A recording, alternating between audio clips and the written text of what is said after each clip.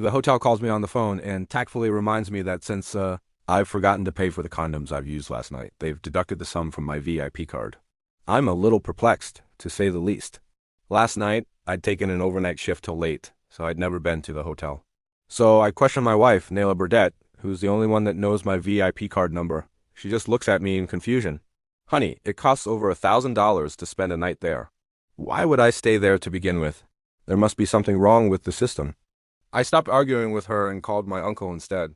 Eric Fuller, my mother's oldest brother, was the hotel's primary investor, a man who had turned a single boutique property into a hospitality group that now occupied 6 city blocks in 3 countries.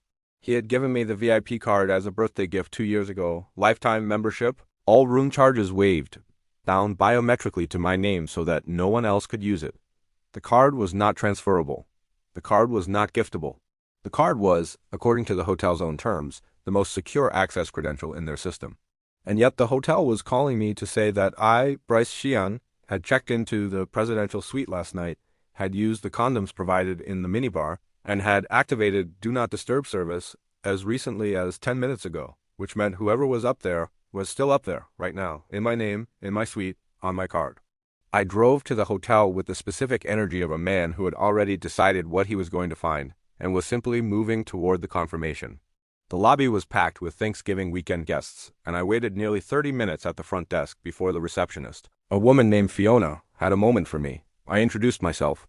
She looked confused and told me Mr. Xian had already gone back to his room and had just called to request the Do Not Disturb service. I told her I was Mr. Xian. She looked me up and down with the patient skepticism of someone who dealt with confused guests daily and told me that Mr. Xian had checked in with his wife using a VIP card, that Ms. Burdett was a regular client, and that she couldn't imagine any possibility of confusion. I felt the floor shift slightly beneath me, not from surprise. Some part of me had known from the moment the hotel called, but from the specific vertigo of having a suspicion confirmed at full volume in a marble lobby surrounded by strangers. The elevator dinged. A man stepped out wearing a Bulgari suit that had been released 3 weeks ago and hadn't hit most retail channels yet.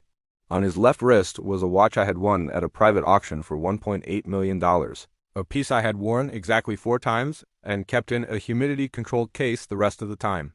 I knew Craig Dixon the way you know anyone your wife mentions casually and often enough that the name becomes furniture. Her junior from university, recently graduated, charming in the way of people who have never needed to develop substance because charm had always been sufficient. Fiona visibly relaxed when she saw him, and pointed at him with the relief of someone who had located the correct version of a confusing situation. Craig's expression stiffened for exactly 1 second before the smile arrived, practiced and warm, the smile of a man who had prepared for this possibility and decided confidence was the correct response. He said, "What a coincidence," and tried to shake my hand. I told him to explain why he had checked in under my name, why the condoms he'd used were charged to my account, why my shoes were on his feet, and since when my wife had become his wife. I said it at lobby volume. The crowd went quiet the way crowds do when they've decided to witness something. Craig looked around at the audience and shifted his expression to something more sympathetic, more wounded, and told the room that his wife had given him the VIP card because she felt bad about how much he traveled for work, that she had bought him the shoes, that the condoms had been used with his own wife, and then he tilted his head at me with the theatrical pity of a man auditioning for the role of concerned bystander in his own scandal, and asked whether I was perhaps unhappy with my own marriage, and if he should call a therapist.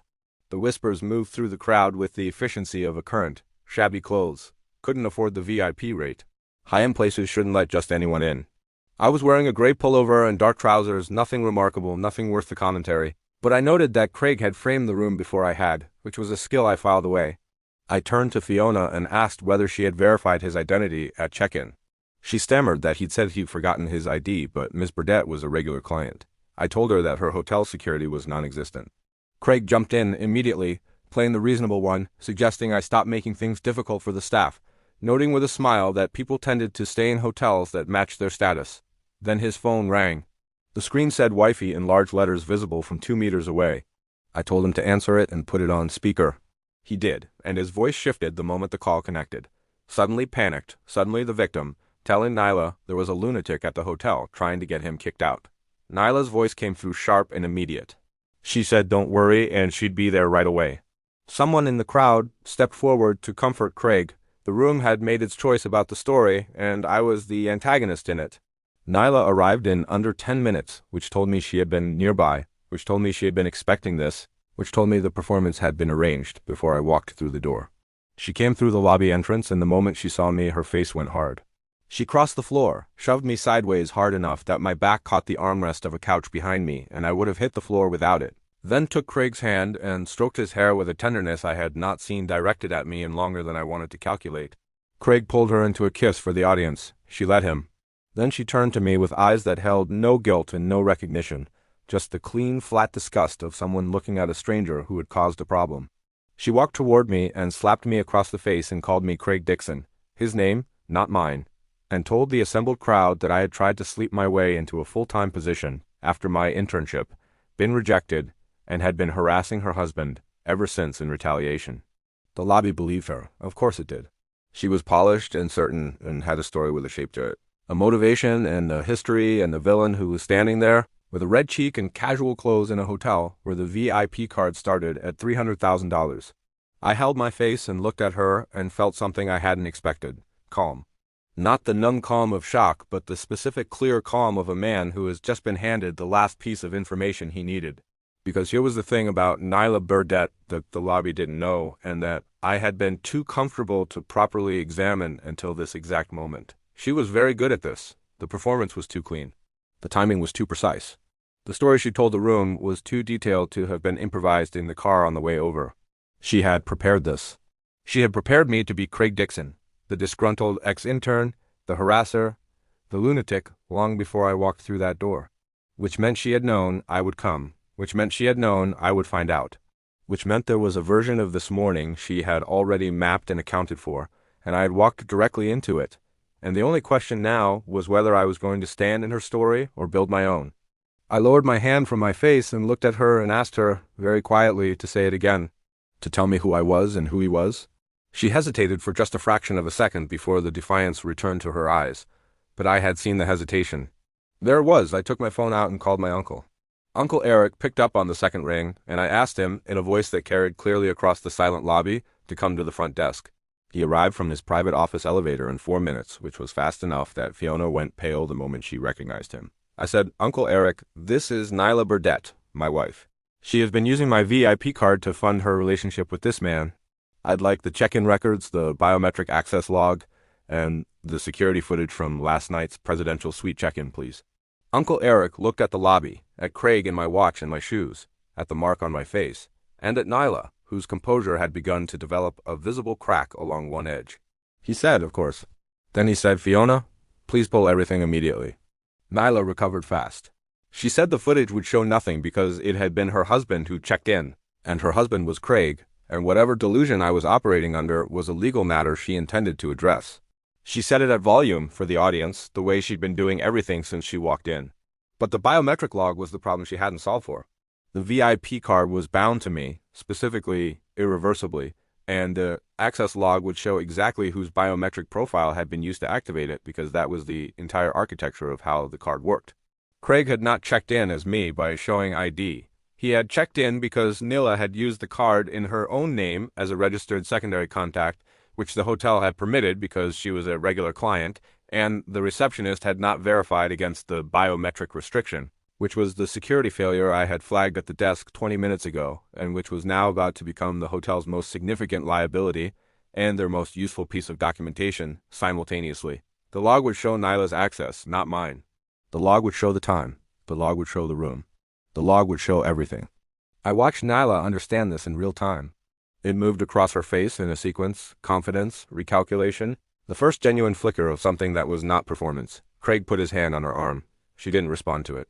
She was looking at me with an expression I had never seen from her before, which was the expression of someone encountering an obstacle they had not included in their planning, and it occurred to me that this was the first time in our marriage she had ever looked at me like I was a variable worth accounting for. I found that I felt nothing about this except the faint, exhausted clarity of a man who has finally been allowed to see something he has been looking directly past for years. She had never lit up for my work, only for the money it generated. She had never asked about the research, only about the transaction. She had scoffed at the things I was proud of, and smiled at the things she could spend. I had called that personality difference. I had been wrong about what it was. Uncle Eric returned to the desk with the security director and a tablet showing the access log. He turned it toward the lobby without fanfare. The timestamp showed Neela Burdett's access credential, her registered secondary contact status, used to activate the VIP suite at 11:43 the previous evening. Not Bryce Sheehan, not a biometric match to my profile. Neela Burdett, in her own name, using a loophole in secondary contact permissions that the hotel was going to close before the end of the business day. Fiona looked like she wanted to disappear into the marble floor. Craig looked at Neela. Neela looked at the tablet. The lobby crowd, which had spent 20 minutes watching me perform the role of lunatic, went very quiet with the particular silence of people recalibrating. I turned to Craig and told him I wanted my watch back. He removed it without a word and placed it on the desk. I told him the shoes were a gift, he could keep them. I didn't want anything back from this situation that had touched him for any length of time. I told Neela's lawyer, who she had apparently also had on standby, and who had appeared at her shoulder in the last 2 minutes, that he would be hearing from my legal team regarding the fraudulent use of a biometrically restricted financial instrument, the unauthorized use of hotel services in my name, and anything else the access logs revealed when examined fully. Then I turned to Uncle Eric and thanked him and said I was sorry for the scene in his lobby. He looked at me with the expression he had given me at my father's funeral when I was 12, the expression that meant I see you and I've got you, and he said there was nothing to apologize for. I walked out through the lobby with every eye on my back, and the December air hit my face cold and clean, and I stood on the sidewalk where, 45 minutes ago, I had been a man with a strange phone call about condoms and a wife I thought I knew. I was still that man, but I was also no longer confused about the relevant facts. The marriage was over. The performance was over. What came next was paperwork and legal proceedings and the slow, methodical work of dismantling a shared life that had apparently only been shared in one direction. I felt none of the things I had expected to feel. I felt, more than anything, the specific relief of a man who has been standing in someone else's story and has finally walked out of it and back into his own.